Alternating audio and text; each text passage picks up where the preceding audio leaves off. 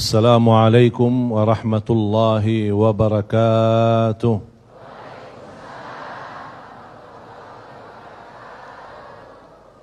Alhamdulillah, alhamdulillahi rabbil alamin. Allahumma salli ala sayyidina Muhammad wa ala ali sayyidina Muhammad. Para habaib yang saya cintai, para alim ulama yang saya banggakan, yang saya muliakan,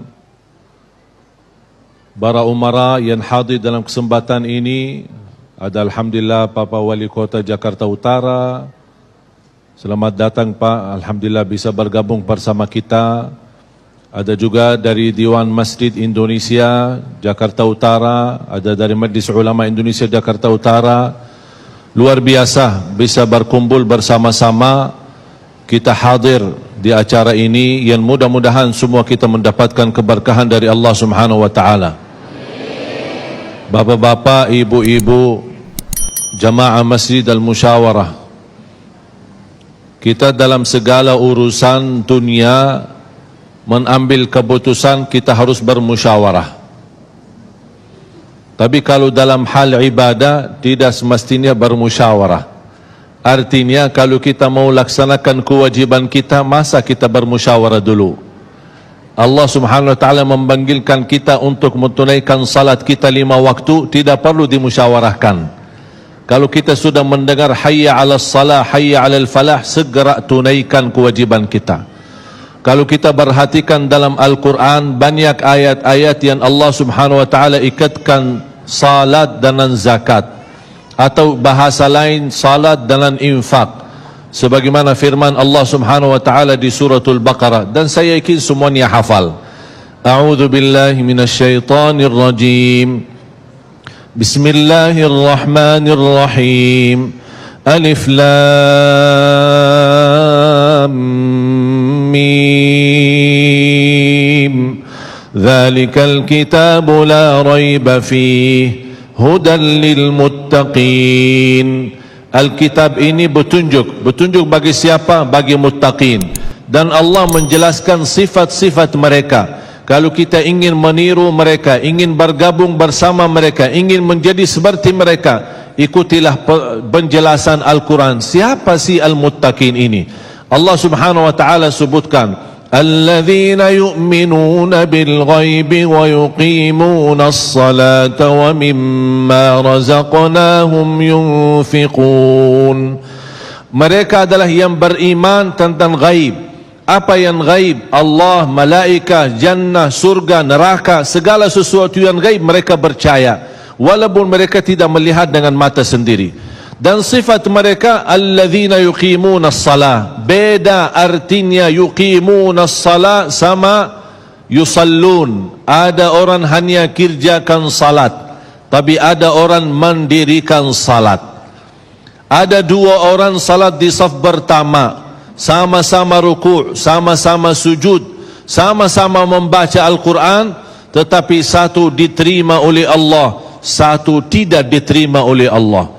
Apa persoalannya? Karena satu menghadap Allah dengan hatinya, dan satu hanya menghadap Allah dengan fisik badannya.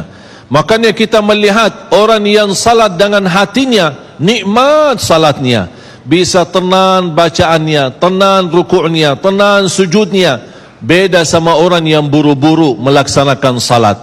Saya pernah masuk satu masjid, habis saya tahiyatul masjid duduk.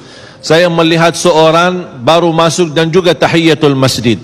Saya melihat gerakan salatnya, subhanallah, bukan subhanallah, na'udzubillah, luar biasa cepat.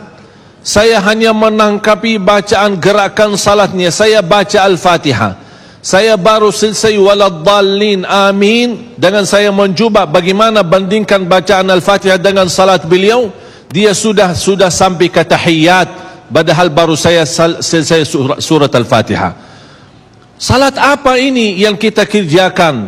Banyak orang-orang berlomba-lomba seolah-olah ada juara, siapa yang paling cepat selesai salat dapat juara 1. Inilah yang terjadi dalam keadaan kita. Makanya kita merasa tidak nikmat salat kita.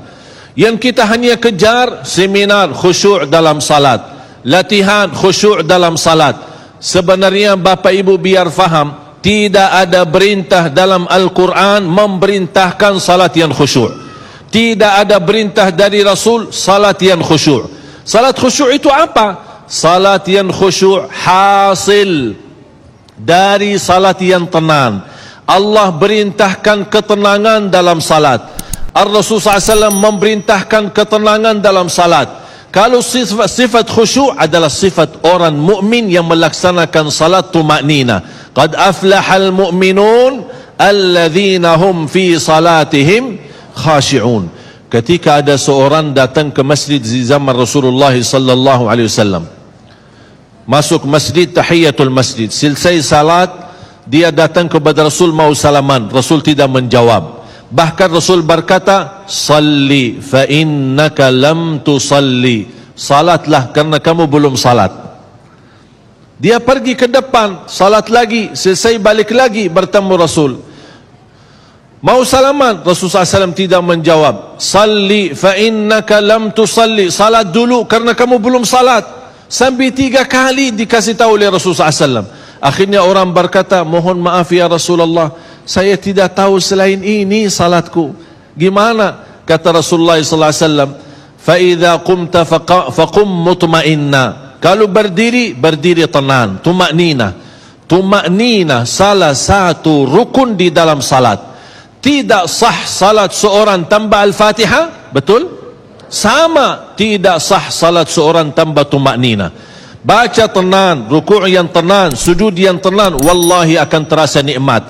Dari hasil ketenangan dan upaya dan ikhtiar kita akan muncullah rasa khusyuk. Karena khusyuk bukan sesuatu yang datang dari luar, tapi khusyuk sudah ada di dalam hati. Tinggal bagaimana cara dikelola, bagaimana bisa dikembangkan cara salat yang tenang. Makanya Allah ikatkan salat dengan infak. Semakin mulia salat kita, insya Allah semakin mudah melaksanakan infak dan bersedekah.